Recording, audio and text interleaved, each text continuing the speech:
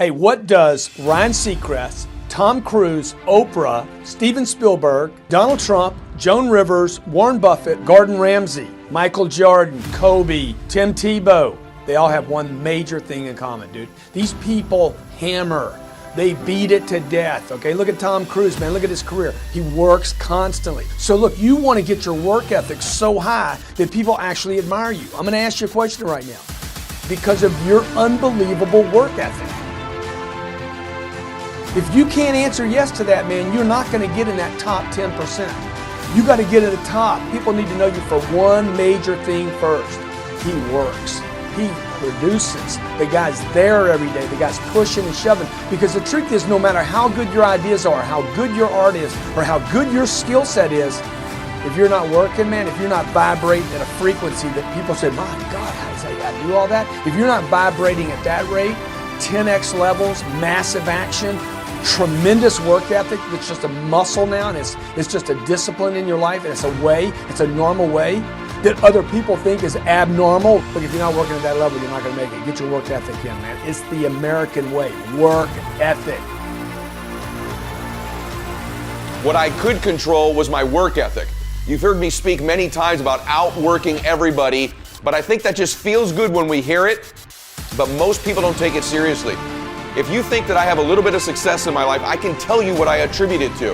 Yes, self-confidence, yes, mindset, visualization, goals, all the things I talk about all the time. Listening skills, influence, energy transfer, how to be happier, all of that stuff applies. When you get to winning, for me, it's come down to maxing out. And what maxing out means is you do one more at least than you think you're capable of. So when you're done, whatever you're doing, whether it's at the gym or phone calls or meetings, or in sports, one more shot, one more throw, one more swing of the golf club or the baseball bat, the separator is for the winners, they do one more. I'm addicted to one more. And so I want your mantra going forward to be one more. What does that look like if we're working out? That means when we're in the gym and we say, I'm gonna do 5 sets of 10, I'm crazy. Like I'm a psycho because I wanna win. I wanna be somebody. I wanna separate. I wanna compete. And the way I do that isn't with my giftedness. Because I wasn't born with a bunch of gifts, and I think gifts are crap. I think for the most part, gifted people struggle in life because things come easy to them. I like that things haven't come easy for me in my life. I like that I don't have natural talents in every area. And maybe you like that about you too. Maybe you've looked at yourself all your life and thought, man, I don't have that natural beauty or that natural talent or this gift for creativity or intellect or humor. I don't have any of those things. But what I got is I will outwork you. And so at the gym, one of the things I focus on, they say it's 5 sets of 10. When I'm at 10, I go one more, bam, 11.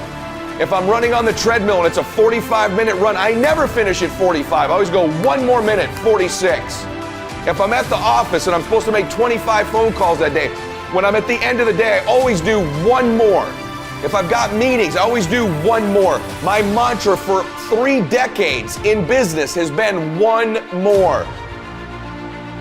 Where I got my work ethic from was the hours I had to spend learning this. When you sit down and you're not smart, you have a disability, and you still want to be at the top of your class, I didn't want to just get by. When I realized that I can learn through hard work, and I can beat the valedictorian in school, but I got put in 10 hours more a day than he does. You know what kind of strength comes from that? When you're sitting down, that guy, that valedictorian studying for an hour, and you know I caught you, but I had to work ethic to catch you. That's where David Goggins got really invented.